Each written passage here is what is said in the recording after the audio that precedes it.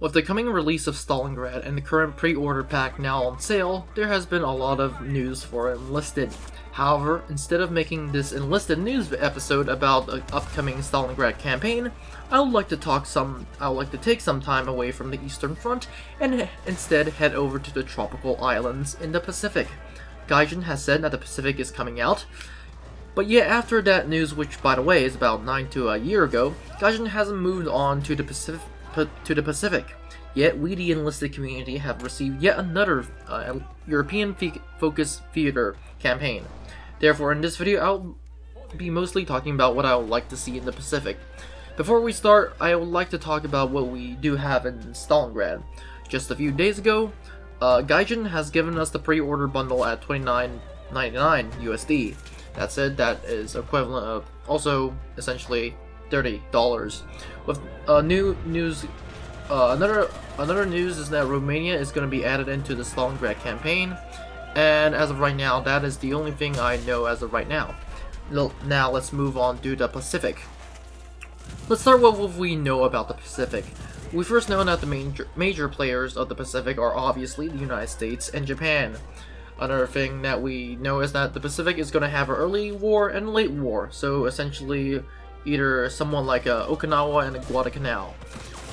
We already kind of know the weapons for each faction. For Japan, it could potentially be, this is all hypothesizing, but it could potentially be the Type 30, the Type 38, the Type 97 Sniper, and the Type 99 Arasaka rifles for Japan. For SMGs, they have the Model 2 SMG, 1935, which was built in 1935 by the way, the Type 100, which is built in 1942, and before 1935, they mostly used MP28s to MP35s. For LMGs, they used the Type 11, the Type 96, and a Type 99. For tanks, they usually have the Type 2 Kami, although that one is rarely seen. The ones that are seen more are the Type 95 Ha-Go, the Type 89 E-Go, and for planes, is the Ki-27 for early war. Actually no, I take the probably away. Definitely the Mitsubishi A6M, otherwise known as the Zero. And for dive bombers, it's probably the D-3A Achi. For the United States, it's essentially the same thing that we have in the game. For example, Normandy, you just take all the British weapons out, refurnish it, give us more American weapons, give us American tanks that were used in the Pacific, which by the way were pretty similar to the ones used on the European theater. I say pretty because it's not 100% similar. And then we just put that into the Pacific. Now let's move on to what I would like to see in the Pacific.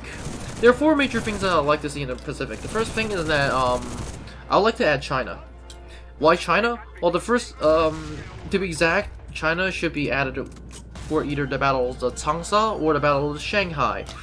And now the question is, why would I be thinking of adding China? Well, first of all, China is a major player during the Second World War. Its casualties are similar to the USSR, if not. If I'm not correct, their casualties were the second highest to the USSR. And also China was a major player during the Second World War. It covered a massive area, and subsequently, because it covered a massive area, a lot of Japanese troops were stationed in China with the Japanese-Chinese Expeditionary Force, and therefore was essentially one of the longest enemies of Japan, coming back all the way to 1937 as part of the Second Sino-Japanese War. This also means that if we eventually do Changsha or Battle of Shanghai, we will eventually see early Pacific War. Meaning, or translating that into that we will actually get bolt-action rifles.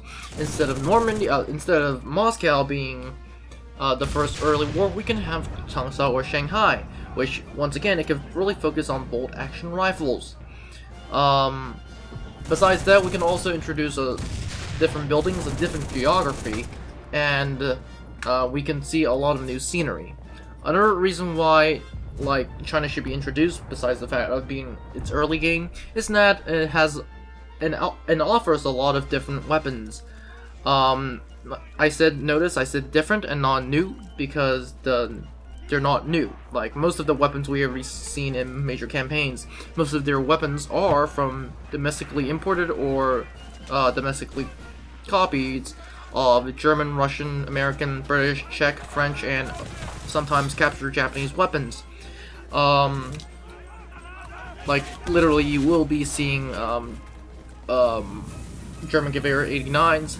German Gewehr 98s. Soviet Mosin Nagats. You have Czech ZB 24s. Yeah. So and obviously there are British Stens and American Thompsons and Springfields eventually. Therefore, M1 Grands. Yeah, the list just goes on. Japanese weapons mostly contained Arasaka and some captured planes and tanks. So yeah, the list is just extremely long. Therefore, China will be getting a lot of different weapons. No duh, a lot of different weapons, as a matter of fact. Another reason why we should add in China is because it can actually open the market of Gaijin, similar to what Gaijin has done for War Thunder. With the introduction of China, we might see a new spike of new players, particularly in Asia. And as we know, more players mean more money for Gaijin, so it's actually beneficial for Gaijin guys. Therefore, with that all in mind, I believe China must be in the Pacific. Duh. And with that, the second addition to Pacific should be the Papua New Guinea campaign. For those who don't know, it also could be known as the Battle of Port Moresby, and for those who don't know what that happened, is basically Japan fighting the Australians. And like I said, with China, essentially that adds a new scenery, no duh. In this terms, it's mostly jungle, where China is mostly urban, like Changsha and Shanghai is quite urban.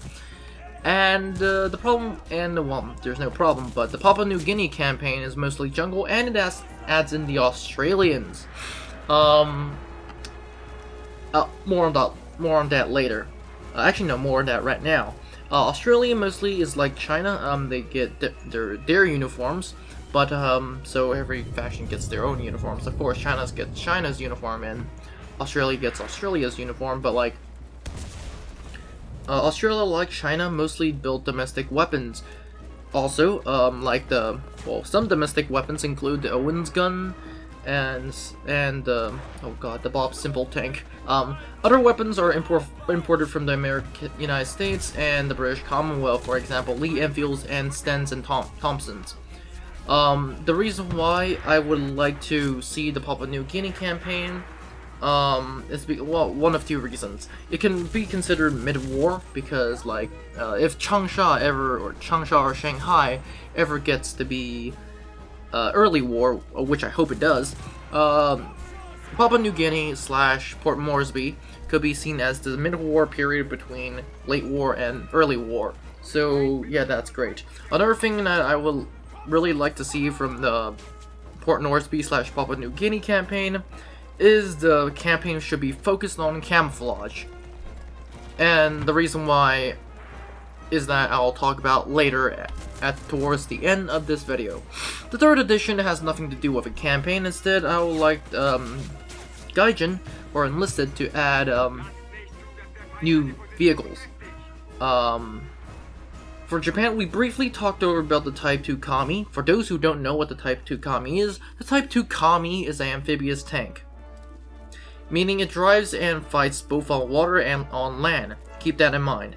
I would like to see amphibious vehicles, especially on both sides when we're doing mostly island battles. Like, literally, the United States will be fielding tons of amphibious vehicles. And because they're amphibious, they can also fight on water. And yeah, they were supposed to be essentially tanks on water, and then when they got onto land, they can travel on land. So I would like to see new vehicles with that. To be honest, I don't think I'm too scared on that part, because with Stalingrad we already see some of the flamethrower tanks, and if they can add flamethrower tanks, then there should be no reason why Enlisted cannot add amphibious tanks, which they honestly, like, they should. If a Pacific Theater campaign is gonna be made by Enlisted, I think at this point an amphibious tank or an amphibious vehicle must be a must. And like I've said, amphibious tanks are used essentially everywhere during the Pacific campaign. Another interesting thing that I would like to see in terms of vehicles, I would like to see ships. and airships. I'm gonna talk about that in a second. So when I'm talking about ships is that ships, I'm not talking about the big aircraft carriers or Yamato class battleships, but the small patrol boats. From patrol boats to eventually destroyers or corvettes, the really small ones. And the reason why I like to see that is because, remember guys, during the Pacific campaign, it's mostly naval battles. And the more naval battles, that means I hope we do get to see some naval battles with the enlisted community.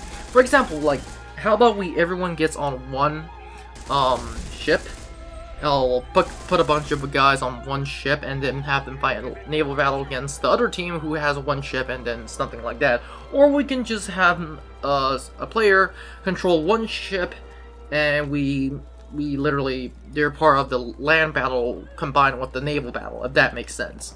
What I also like to see is the naval aircraft. For those that are wondering, they're like naval seaplanes essentially. They can land on water, they can also fight in the air. But, so yeah, that's that.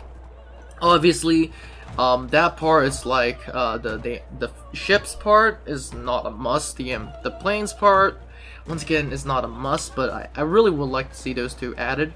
At this point, I think the amphibious vehicle part, in which Enlisted should add an amphibious vehicles, needs to be a must, because, guys, the Pacific is dotted with amphibious vehicles, especially the American amphibious ones. Another addition that we should see is specialities for factions.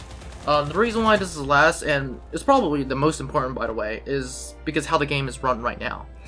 For all major campaigns, we see essentially both sides have the same weapon progression. For example, in Tunisia, Berlin, Moscow, and essentially Normandy, we get to see bolt-action rifles followed by sometimes SMGs and automatic weapons.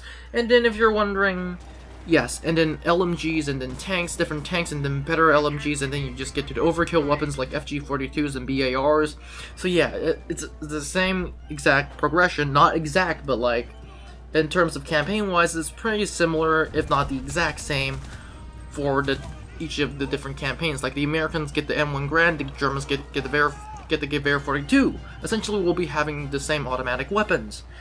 And if you're wondering, by the way, Japan does have semi-automatic weapons. They're the Type 5 semi-automatic weapons, but the problem is like exactly with the Amagavera, which is the Italian semi-automatic weapon in Tunisia. They were not mass-produced. As a matter of fact, by the time of Okinawa, there were only 2 on the island. So if Gaijin adds in semi-automatic weapons, then, especially if they did it in Pacific, essentially what would happen at Okinawa if they decide to add an Okinawa, which is highly likely, by the way. If they decide to add an Okinawa, essentially what everyone will have for both sides is that Americans get M1 Grands, Japanese get Type 5s, semi-automatic weapons, which, by the way, is historically inaccurate, since there were only 2. Although this might make the game balanced, it's not, once again, historically accurate. And for a game that prides itself with historical accuracy, that is a massive problem. Therefore, I would like to make a suggestion. Instead of giving the campaign factions the same progression and the same weapon progression types that we get to see, we should give each faction different weapon progressions.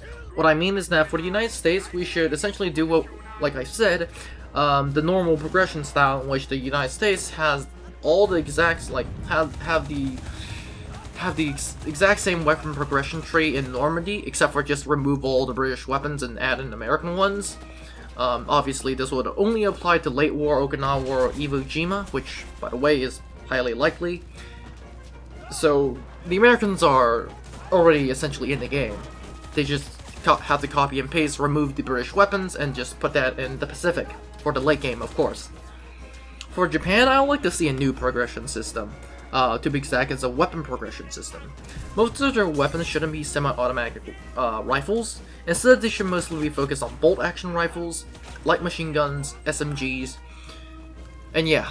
And as a matter of fact, Japan really didn't have that many SMGs, so it's a problem, but it's not a big problem. It's not like a glaring problem like this with the semi-automatic weapons. That said, because Japan doesn't have a lot of semi-automatic weapons, we do have to make something up for Japan to even the playing field, as essentially. Instead of getting semi-automatic weapons, Japan should be more focused on melee-related weapons. Now, before you go into comments and start memeing about bonsai charges, no, hear me out. All their stock weapons and all their rifles, essentially, should be the exact same of how the Axis are in Tunisia.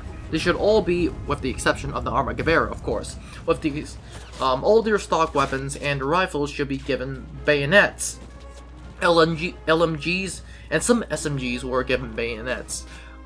This is actually historically what happened, by the way. Some of the LMGs and essentially all of the rifles have bayonets, except for the sniper ones, of course.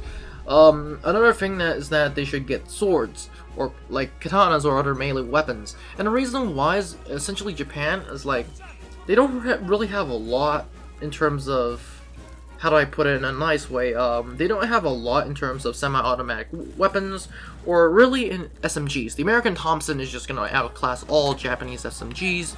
They don't have really a lot in tanks, because at this point, at this stage of war, American Shermans against Japanese Hago or Chi-Ha tanks, except, well, actually no, not the Chi-Nu. The Hago and the Chi-Ha tanks, they're not, it's just not going to work for Japan. The plane department, maybe it can work for Japan, but actually no, it can't work for Japan. The plane department and the aircraft department, but in terms of like infantry combat, Japan is at a huge disadvantage. They don't have semi-automatic weapons. Their SMGs suck compared to the American SMGs. Their essentially LMGs even suck. The Japanese have the Type 99 light machine gun, the Type 11 light machine gun, and the Type 96 light machine guns. Well, Americans pretty much have the BAR, which is amazing. They probably will have the Browning 50 caliber machine gun handheld, which is also amazing, but none of these can even come close to the Japanese SMGs.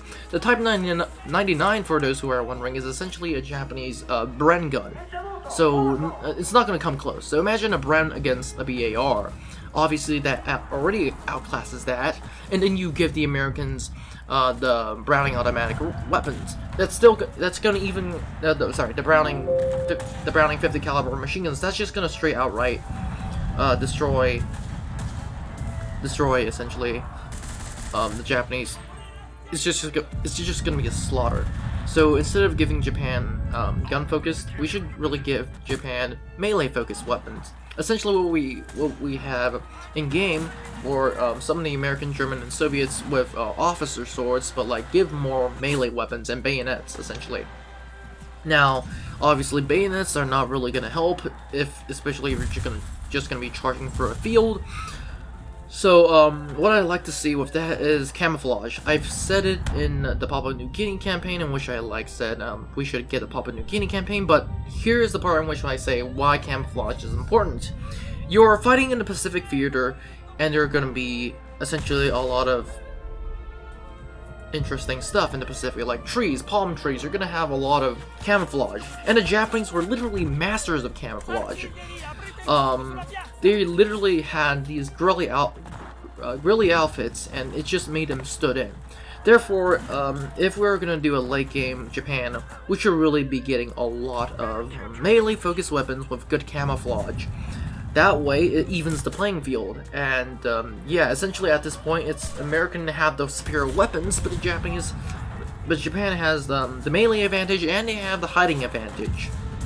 And so yeah, that's that. Therefore, I think I've said enough, and I think this wraps it up for the video. If there are any suggestions that I missed, or if you have better suggestions, please comment in the comments down below, and I'll see you in the next one. Have a great day. And I'll see you in the next one. Now, before you leave, I would like to thank you very much for watching this video. I would be honored if you could like and subscribe to the channel. Remember, more videos are coming out, so it is a good idea to click on that notification button. Anyways, have a great day, and I'll see you in the next one.